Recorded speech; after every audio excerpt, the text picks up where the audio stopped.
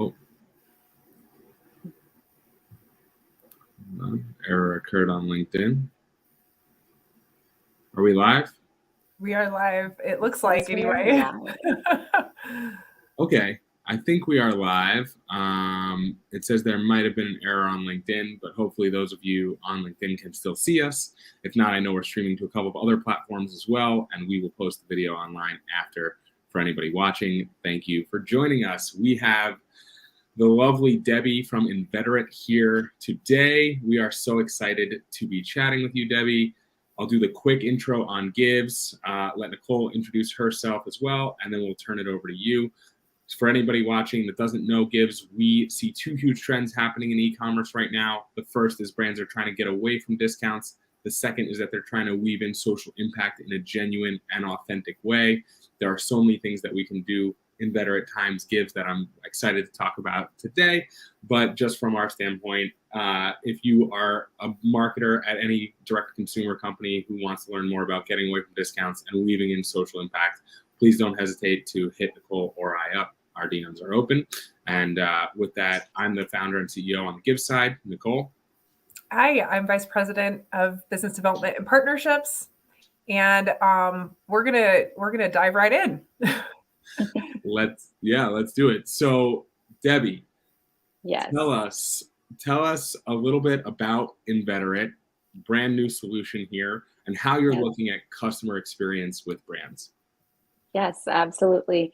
So Inveterate, Andrew, is, like you said, a brand new solution that's coming to the market and approaching what we think of as customer loyalty in an entirely different way. And the premise is that Inveterate is going to make it super easy for D2C brands to build up paid membership programs that offer their most loyal customer a differentiated experience, depending on what's important to them, right? That may look like VIP customer service. It may be free gifts. It may be expedited shipping, that type of thing. But it's the idea that, you know, customers want to have this one-to-one emotional experience with a brand where they don't feel like just a number, which was something I'm really excited about how Givz ties into that story. But that's a little bit about Inveterate. I'll stop there. Awesome. And so we were talking a little bit before, and I think customer experience is a huge theme for our conversation today. And so I'd love to just talk about that and also our own, we're customers too, right? So I would say I kind of geek out on buying from D2C brands, ask my husband.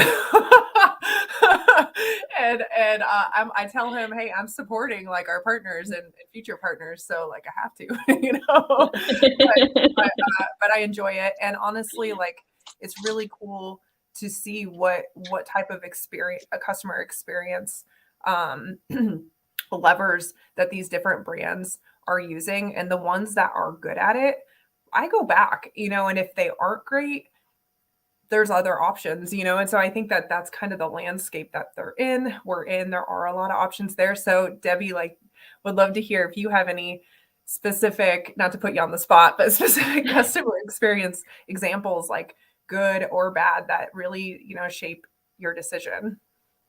Yeah, actually, one that always comes to mind because it's a little sad is my yoga studio. I discovered this yoga studio when I was in New York, and the classes are fabulous, but the customer experience is just not, you know. And I, you know, try very, very hard to be graceful and forgiving about it, but at the end of the day, it just doesn't feel right going to a yoga studio where, you know, it's very difficult to get classes adjusted, things like that. And so I have to go out of my way to find a whole new yoga studio. And I absolutely don't want to because I love the classes, but I did.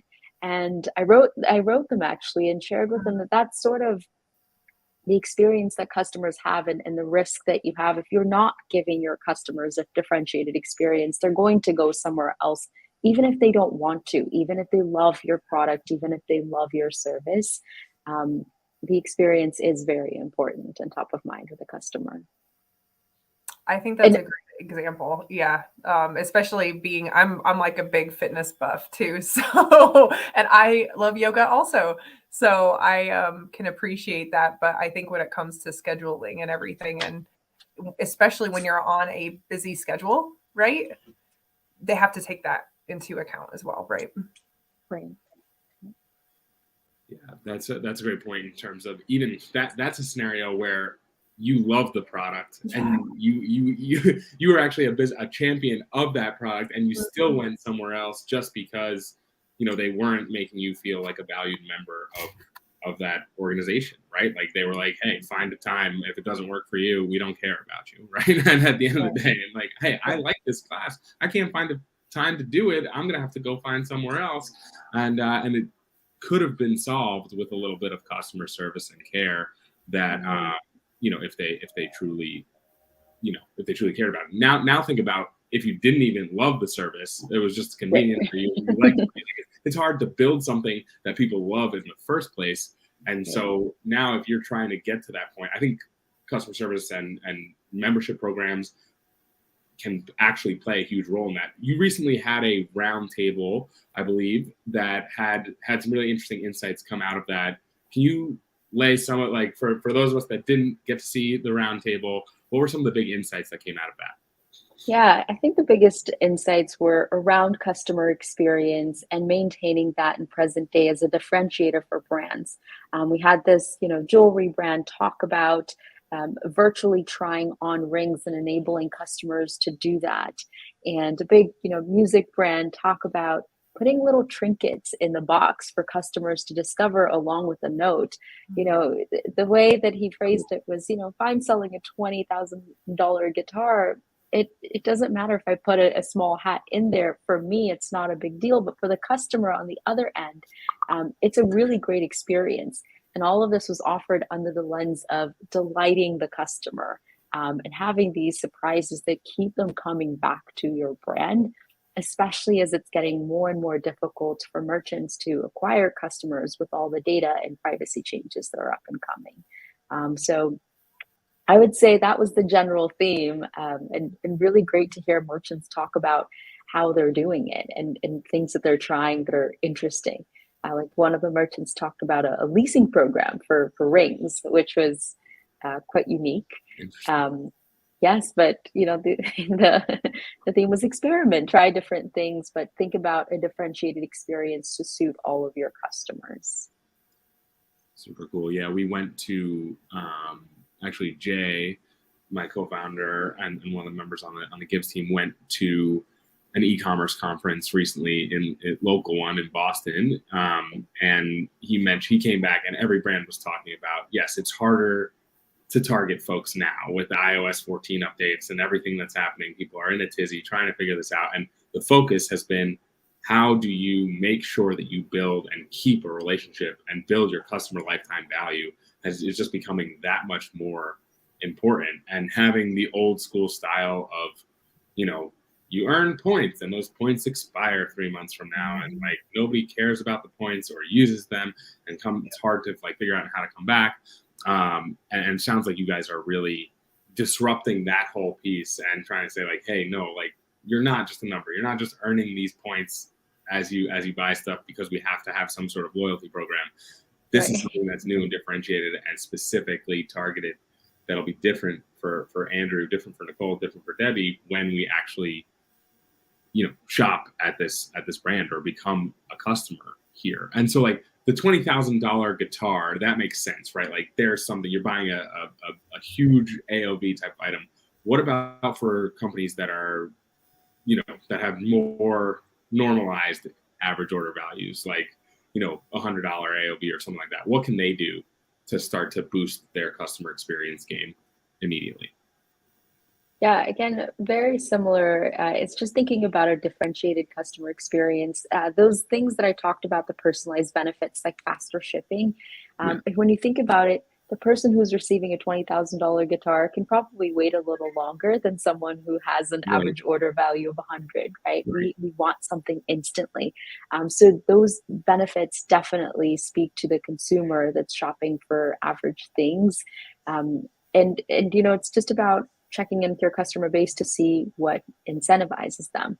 One thing that I love about the Givz platform and sort of the differentiated story that you bring to market is this idea of social impact just because it is something that is super important for me. And so as you're shopping, thinking that you're also simultaneously having an impact in the world, that's amazing, right? Who cares about a discount? We all want to have meaning, and we all want to have value in this life. And I think it's giving power to the consumers to do things like that, right? To have a shopping experience where they give back, to be a part of a member program where they do get a unique VIP experience, because we all want that black bracelet, right? And especially when you're loyal to a brand, you do want an elevated experience with them. And so I think that's what all merchants can really focus on as a differentiator to keep people coming back, because retention is, like you've said, more important than it's ever been. I was just thinking, I do have an example of a good customer experience story. So a brand called Noble, I don't know if you're familiar with it. I think they are a Shopify brand. But I love their leggings. I'm tall, they work. And so I will shop them frequently, but I got an email one time that was like, oh, you've qualified now for basically like the rest of the year. You get free shipping. Like, I think it was expedited shipping. I get emails on product releases before they're released because they sell out of some of theirs. And so all of a sudden, like, I had this surprise of like different tiers that were unlocked that actually made sense for me. Not like a discount. Actually, they don't discount. But it was more about like, hey, like, we care about you. These are some unique things. And so I would say, I think that's a really good like example of something that spoke to me specifically as a customer, understanding their brand and understanding that, you know, I wasn't looking for a discount. I see the quality of their brand. I want their stuff, but like the fact that they're going above and beyond, it did make me order more too. So I appreciated that, you know, but I got quicker, so I could share it quicker, which was fun too. Yeah. So yeah, I think this is wonderful. And now, of course, super biased, but like everywhere I shop now, I really wish everywhere I could shop, I could give back. It would make me feel even better as a consumer, which we naturally are, if I could treat myself and also make a difference in the meantime too. So hopefully we can continue to do that with Givz and also in partnership with you too. Yeah, absolutely. Nicole, it's funny what you said about that helping you buy more, because it's the exact story of bottomless mimosas, right? You know, you have this access pass to more and everything, and it doesn't make you consume less. Let's say that. That's why they're never a good idea, true. right? It's an incentive. It's an incentive. But yes, I agree with you on giving back. It is a really powerful thing to be able to do as a consumer, especially because, you know, there is a little bit of guilt, at least for me, that comes with purchasing in present day. And so that really takes that away and brings it back to a positive experience. Well, I'm excited for a paid membership program where when you enter the membership program, you immediately get some money to give back just by entering the membership program. That's where we can immediately partner. And then, of course, maybe now every purchase, because you're a member, comes with some extra money to give back over and above what the brand's already doing.